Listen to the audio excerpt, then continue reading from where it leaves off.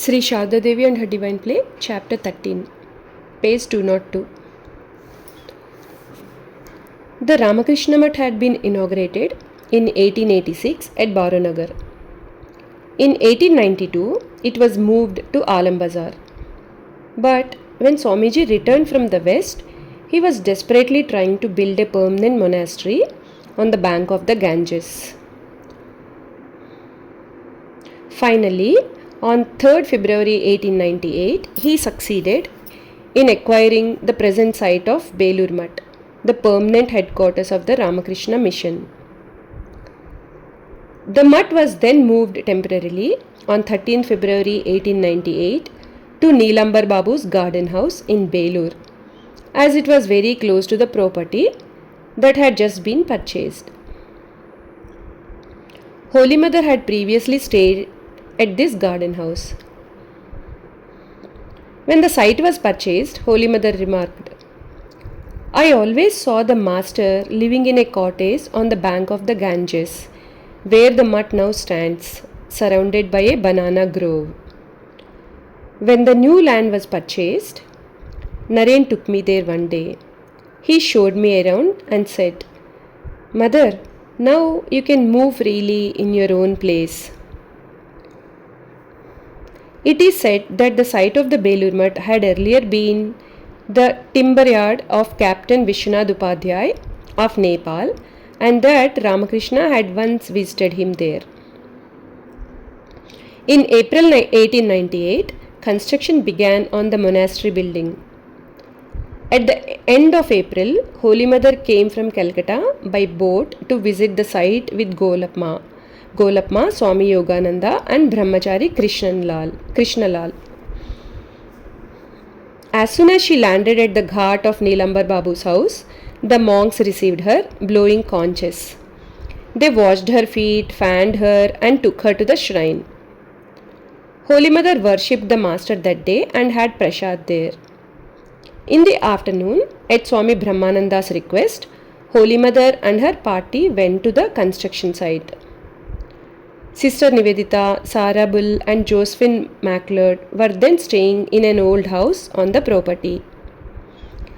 They had previously met Holy Mother in Calcutta and now cordially received her and showed her around.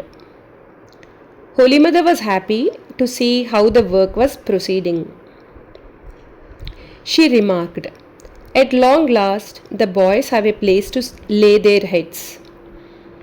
The Master finally has cast his grace on them." She then returned to Calcutta by boat.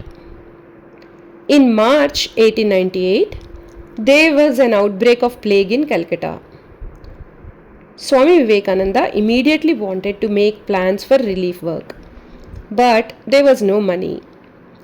He told his brother disciples, "We shall sell, if necessary, the land that has just been purchased for the monastery.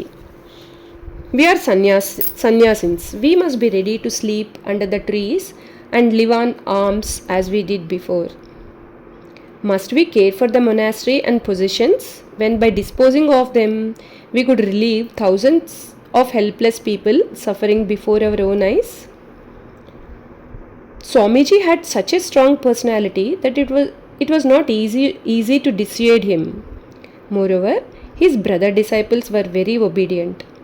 However, Swami Shivananda interjected, "Swamiji, you always consult with Holy Mother about important matters. Will you not consult with her before selling the Math property?" Swamiji immediately replied, "You are right, Tarakda. It is my mistake. I shall go to Holy Mother right now."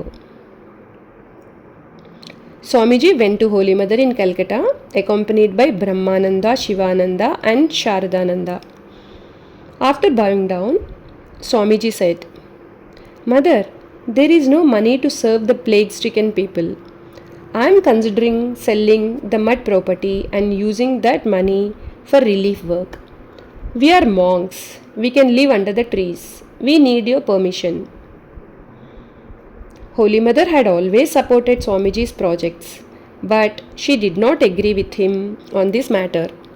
She said, "My son, no, you cannot sell the Math property.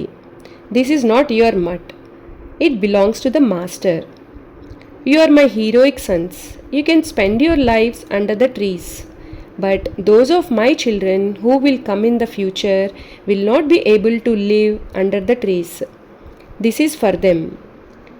Will the purpose of Belur Mutt end after conducting only one relief work? The objectives of the Master's mission are many. The infinite ideas of the Master will spread all over the world in the future. His mission will continue through the ages. Swamiji immediately realized the truth of Holy Mother's statement. He told his brother disciples, "It is true. I have no right to sell the monastery land. What was my emotion leading me to do? It did not occur to me." Swamiji joyfully accepted Holy Mother's decision. Holy Mother's words were final regarding any decisions of the mutt. Once, when a servant stole something from Belur Mutt, Swamiji asked him to leave. The poor man went to Holy Mother in Calcutta and confessed his guilt. He asked her to get his job back for him. She forgave him and sent him back to Belur Mutt with Premananda, saying, "This man is poor. He stole out of dire poverty." Naren threw him out. "My son, there is so much suffering in this world. You are monks, so you don't understand worldly life. Please take him back." Premananda accompanied the man to Belur and reported everything to Swamiji, who was happy to accept Holy Mother's decision. Jai Ma.